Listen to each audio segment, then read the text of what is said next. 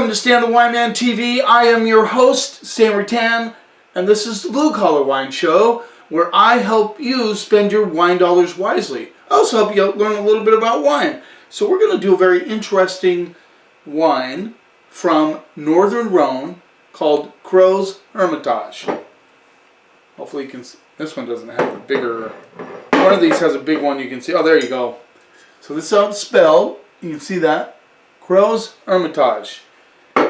What you see that on the label. This is a confusing thing about French labels, and I know a lot of you that are new to wine or just not really, you don't study it, of course, you're interested in it. You see Crozes Hermitage, you go, what in the heck is that? Right? It's Syrah. In northern Rhone, they predominantly grow Syrah, and they do some whites. 90% of the wines produced in Crozes Hermitage are reds. The other 10% are whites, and those are Marsanne and Roussanne, which are very typical white grapes in the Rhone Valley, northern Rhone and southern Rhone, Marsanne and Roussanne. Now, the more famous appellation, Hermitage, is up in the hills. This is in the valley floor that surrounds Hermitage, and it is on the eastern border of the Rhone River, and it is a fairly big appellation, and it doesn't demand as much money as Hermitage. And the reason for that is in the valley floor, so it tends to be in very fertile soil. And this is something that is very interesting. When grape vines grow in fertile soil, the vines concentrate more on the wood and the leaves than they do on the roots and the fruit. So you get less complex wines from vines grown on fertile soil, which is interesting. We all know, or maybe you've heard it, that grapes, anything planted in more rough soils, rocky soil, less fertile soil, the roots search for water, search for nutrients, and then the fruit is much better because it's struggling. They say that it's good for vines to struggle. They end up producing better fruit. There's some, different schools of thought on that, of course, but that is a general belief that the more the roots struggle, the better the fruit quality in these wines. So these wines are less, what's the word I'm looking for? They're not nearly as famous as the Hermitage. They're cousins in the Hermitage appellation that they surround. But the cool thing about them is they are less expensive, and you can afford to drink them. They're not. I wouldn't call them super cheap, but if you want to try a Syrah from the Rhone Valley, you might look for Crozes Hermitage.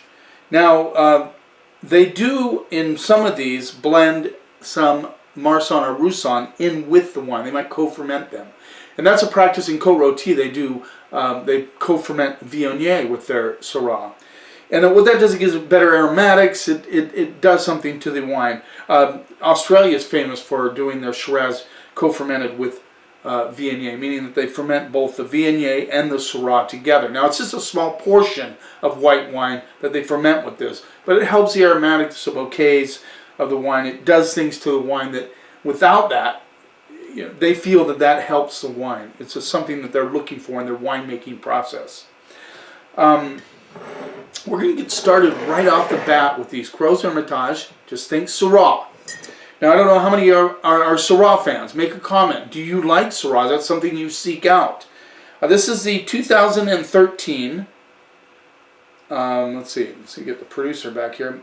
Maison Lombard Crozes Hermitage, 100% Syrah. So they put that on the back. That means they do not add any Marsanne or Roussanne to it. There you go. This rolls in at $27. So, that's a chump change. That's kind of a special wine in my category. I think if you start getting up in the 20-plus range, but 27 isn't bad. So I'm very curious about this. Not sure if you can get the 2013 anymore. This has been in my cellar for a couple of years. Let's see what we get on the nose.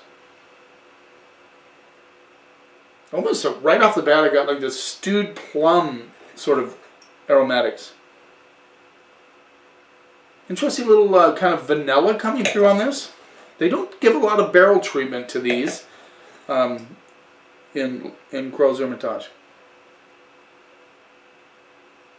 It's like a sweet fruit. It's definitely a vanilla component coming through with the plums and a little bit of a boysenberry component.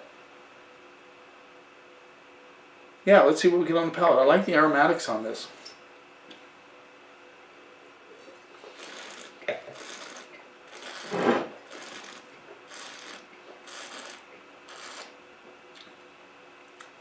The fruit is very bright. I mean, the acidity is right there. It's a very bright wine. That's one of the things when you plant vines in fertile soil, because it doesn't concentrate on the fruit as much, you get this brighter, fresher style wines. This is definitely fresh. I get boysenberry, but a little underripe boysenberry notes.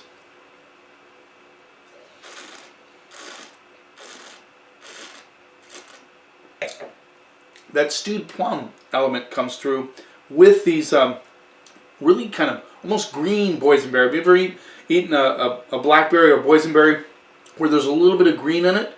That's what I'm getting in this. It's very bright, very acidic. The other thing about Crozes Hermitage that needs to be mentioned, for sure, is that they're food friendly. Like right now, if I had a blue cheeseburger, I would be a happy camper. If I had any sort of a meat dish, I would be happy. Stew, steak, roast, anything like that. This would be perfect.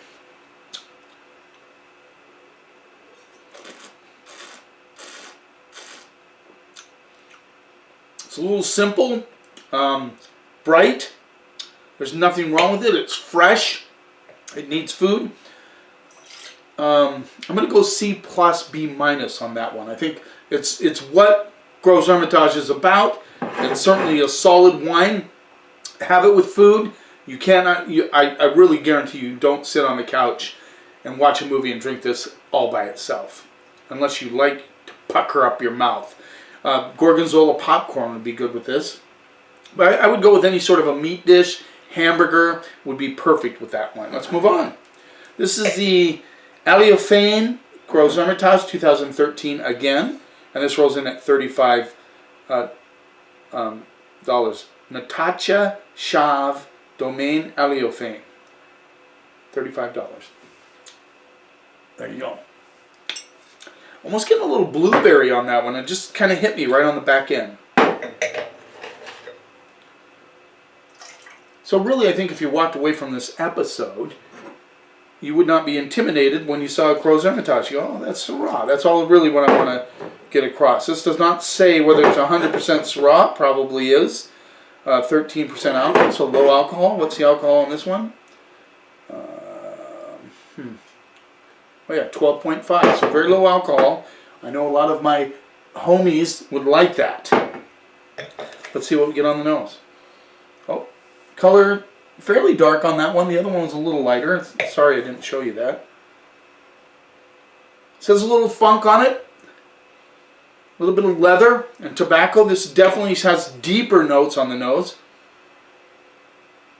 I definitely get a little bit of I'm getting plums on this one, a little meaty on the nose. You get a little spice action coming through, just barely, a little baking spice. Just a touch of barnyard, not a lot. Let's see what we get on the palate.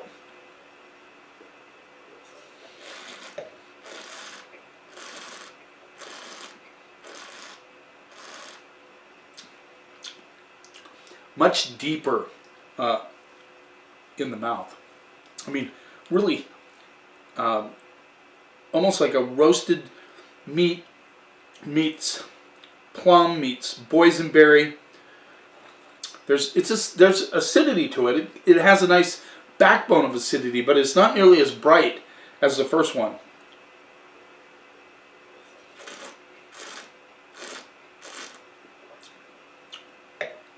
Just a slight hit of that, like Panda Bear licorice, you know, the natural licorice, just barely there. Good flow across the palate. Nice balance to this wine. A little tobacco now coming through on the finish. Long finish This is a solid effort. I like this one, actually, and it's a 13.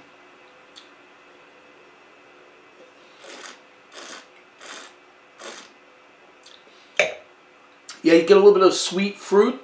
The tannins are a little edgy, but not too much. I could drink this one by itself. I think food would be wonderful. The same foods with that one. This would be wonderful with all those foods. A little softer, but good structure. Yeah, I like it. I'm going to go A- on that. Very, very solid Crozes Hermitage. Let's move on. 2016. So now we're jumping ahead 3 years. This is the Rhone Crozes Hermitage, 2016. 13% alcohol. This rolls in at $30. So a little less than the last one. The last one was really good. You can get a little leather with that tobacco on the finish. That's a long finish. I'm still talking about it. You know what I mean? You know what I'm saying? You get me? Hope all you guys are staying safe, staying at home, practicing the 6-foot rule, all that stuff now that we have to do while this virus is roaming through the earth. It will be over someday. Let's see what we get on the nose. Ooh, good purple. This is much darker. So the first one was lighter, second one was darker. This is a lot darker. You can probably see that. Good kind of intense violet and red and colors, purple almost. Let's see what we get on the nose. Ooh, talk about funk. Just got the funk, baby. Getting a little bit of that weird clamshell thing that I get on a lot of wines. Still trying to find some recruits for that aromatic that I smell. Yeah, it's like, you know, you open some, you know, you had clams and they were laying out for a while and you throw them in the garbage. That smell is there a little bit. I know that sounds kind of weird, but... And then in the background I get the boysenberry, a little bit of tobacco. It's starting to blow off a little bit. These haven't been open for a long time. Yeah, definitely a boysenberry sort of thing going on. I also get black plum on it as well. Not as much blueberry as I'd expect. Syrah can be very blueberry driven, but I'm not getting it on these. Alright, the clam shell thing is blowing off a little bit as it's opening up in the glass. These would not be, it would not hurt to pour this into something. Whether it's a Kool-Aid pitcher, if you have a decanter, that's great. I could have, you know, grabbed one of mine, I guess, and poured it in there. This would have blown off quicker. Leave it in the glass for a little bit. Get a little candied element, like candied boysenberry coming through. Let's see what we get on the palate.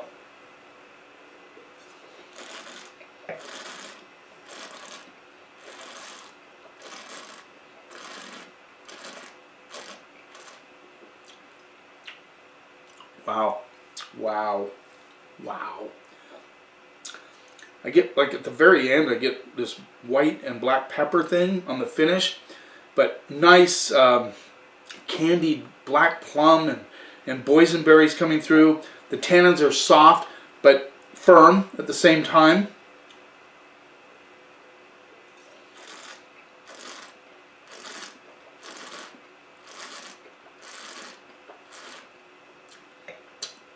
Get a tiny little grip on this one. It's just a very nicely integrated. This has good complexity for a Crozes Hermitage. Leather, tobacco, boysenberry, plum, all those things are coming through. Intensifies on the mid palate, finishes with that kind of black and white pepper thing going on. The tobacco kind of hides in the background on the finish. Good. Good wine. Good wine.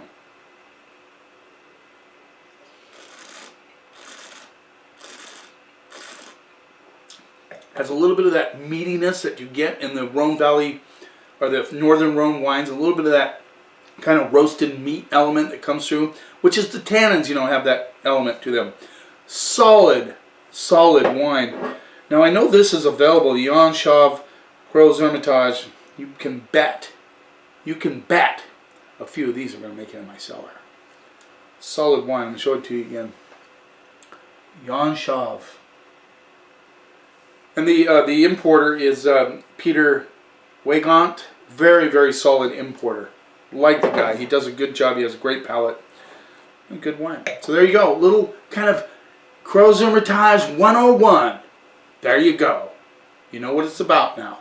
You don't have to be intimidated when you see that label and say, what the heck is that? Now you know. Thanks for taking a little time out of your day. Stay safe. Think positive. This will go away eventually. We know it. It's not going to be around forever. It is weird. There's a lot of weirdness right now. But just stay safe. And don't forget to subscribe to my channel. I appreciate the support. I appreciate the comments. Tell me what you thought about this episode. Did you enjoy it? Did you learn anything? Did it make sense? I need to know. I'm getting more and more comments. I love it. You keep watching, and I'll keep helping you spend your wine dollars wisely.